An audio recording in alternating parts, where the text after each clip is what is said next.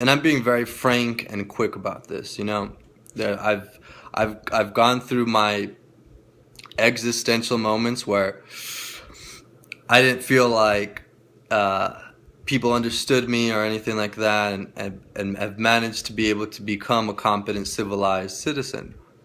You know, um, but I've never been able to have this conversation with my dad, whether he would feel like I've accomplished something in my life, and I don't think I ever will be able to until I graduate from college, from UNM. You know, and I've gone to Denver, I've gone to Washington D.C. I've been in the National Honor Society. I've done radio pieces. I've written an essay that I got published. I've written a book. I have a little bit of success in me intellectually and what have you, but I really don't think that my dad would ever be able to fully recognize what I've accomplished. And I kind of don't want him to, you know? But, I've gone through these things where I felt like I was culturally conditioned to be a certain type of person. And I don't want to sway too much away from that because I am who I am. I was the way I was raised, and I don't want to deny my cultural roots, my heritage, anything like that. But, I am who I am. And a lot of it has to do with how I was raised and my environment. And I try not to blame anybody. You know what I'm saying? I hold myself accountable for a lot, you know, um, in a very like apprehensive and like repressed way. And I've gone through fluctuations of depression, of having manic episodes, and it's been tough. You know what I'm saying? I'm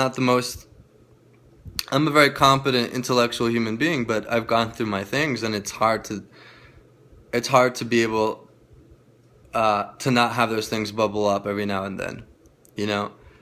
And so that's kind of my story.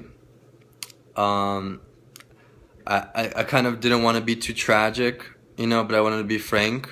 I wanted to just be matter of fact, like I've gone through my things, and I try not to hold anybody accountable for them. But I was raised in a very interesting way that I believe not many people are raised the way I was raised.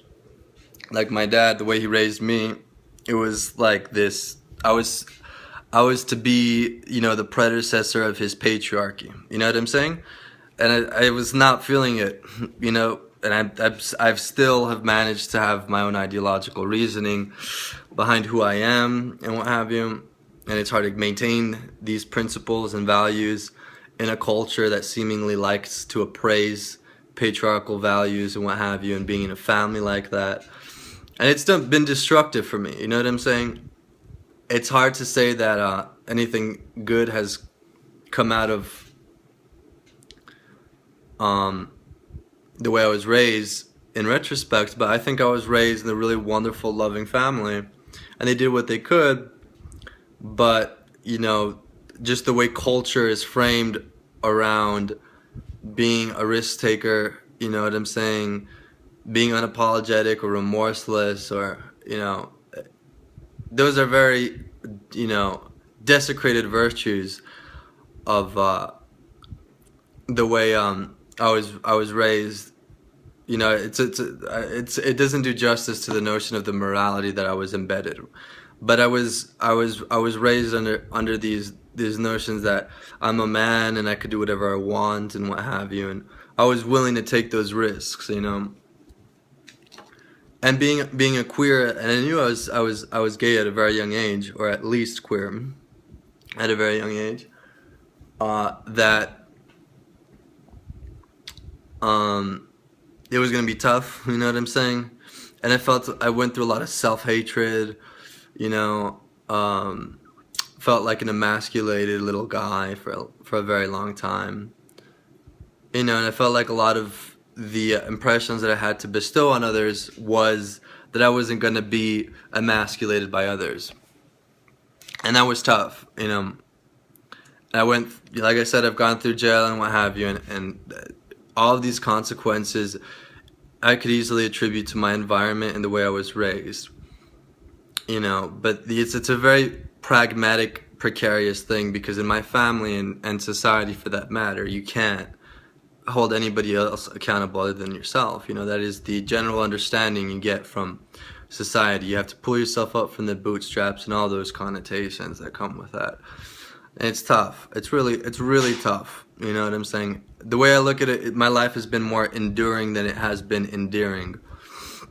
But you know, I still have hopes, like, that I'll be able to accomplish what I want to accomplish and all of those things.